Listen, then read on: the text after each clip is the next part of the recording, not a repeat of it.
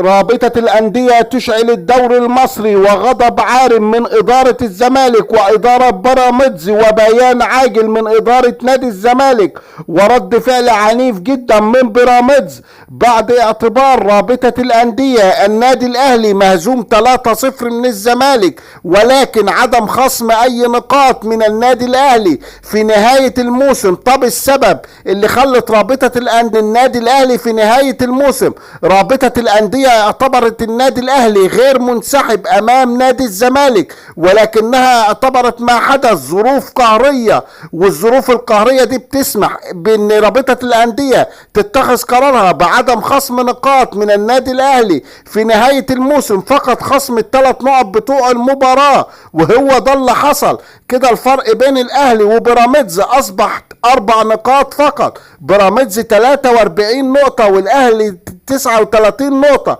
كده الدوري ولع، كده الدوري اشتعل.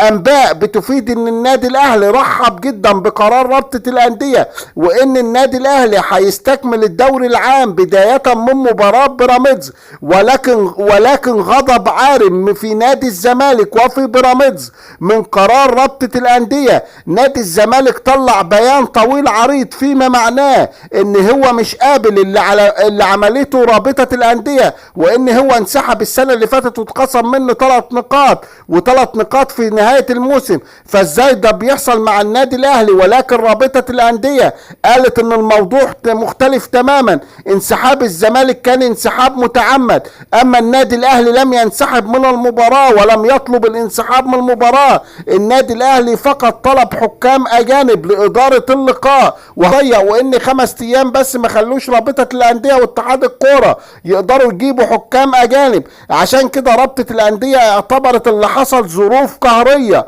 مش انسحاب للنادي الاهلي من المباراة. الزملكاوية بيقولوا لك لا ده اللي بيحصل مجاملة صريحة للنادي الاهلي، وان احنا مش هنقبله بكده خالص، وان احنا هنصعدوا الموضوع، وان احنا مش هنسكته، وان اللي بيحصل ده شبهوه بانه فضيحة. بيراميدز كمان قالت لك احنا ساكتين وما بنتكلموش خالص، ولكن بعد القرار الكارثي لرابطة الاندية من وجهة نظرهم بعدم خصم 3 نقاط من النادي الاهلي، وفيما شبهوه باعادة الروح للنادي الاهلي للمنافسة على بطولة الدوري. الاهلي لو غلب بيراميدز المباراة الجاية هيبقى الفرق نقطة واحدة، ولسه هيكون في 6 مباريات لبيراميدز ومباريات صعبة جدا، فالدوري كده بقى على كف عفريت زي ما بنقوله. انما لو الفرق كان بقى 7 نقط كان هيبقى بيراميدز اقرب للدوري بنسبة تتعدى 90%. عشان كده بيراميدز كمان بيقول لك احنا مش هنسكته وهنصعدوا الموضوع وهنشتكوا لكل الجهات، وهيبقى لنا رد فعل عنيف من اللي بيحصل ده،